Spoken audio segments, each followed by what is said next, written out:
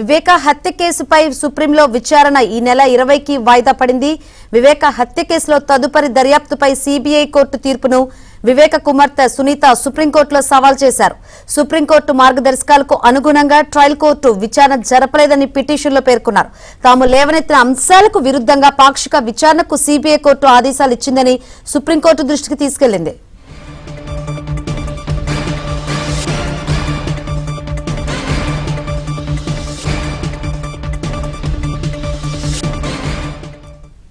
Right, వివేక హత్య కేసుపై సుప్రీంలో విచారణ ఈ నెల 20కి వాయిదా పడింది.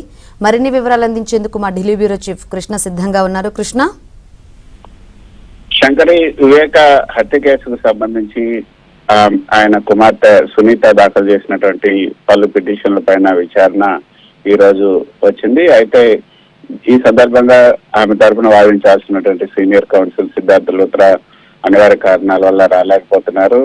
సాయంత్రం మధ్యాహ్నం 2 గంటలకు ఈ విచారణ వాయిదా వేయాలంటూ కోరినప్పటికీ కూడా ధర్మాసనం 2 గంటలకు వేరే రాజ్యాంగ ధర్మాసనం విచారణ జరుగుతుంది కాబట్టి ఈ రోజు 2 గంటలకు దీనిపైన విచారణ జరపలేమంటూ వచ్చే మంగళవారానికి అంటే వచ్చే 20వ తేదీకి విచారణ వాయిదా వేశారు.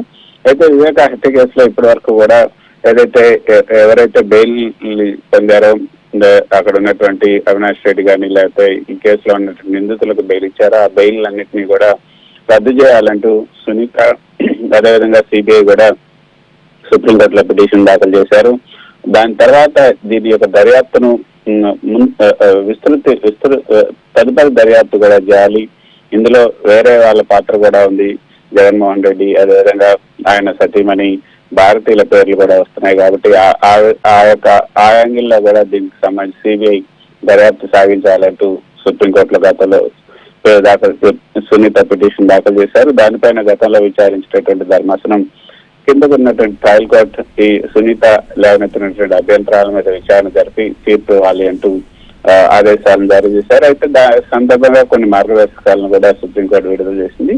అయితే ఇటీవల ఇచ్చిన ఈ యొక్క సిబిఐ ట్రయల్ కోర్టు ఇచ్చినటువంటి ఆదేశాలు పాక్షికంగా పరిమితంగానే ఉన్నాయి. వాటిని కూడా మళ్ళీ సవాల్ చేస్తూ సుప్రీంకోర్టుకి సునీత ఆశ్రయించారు.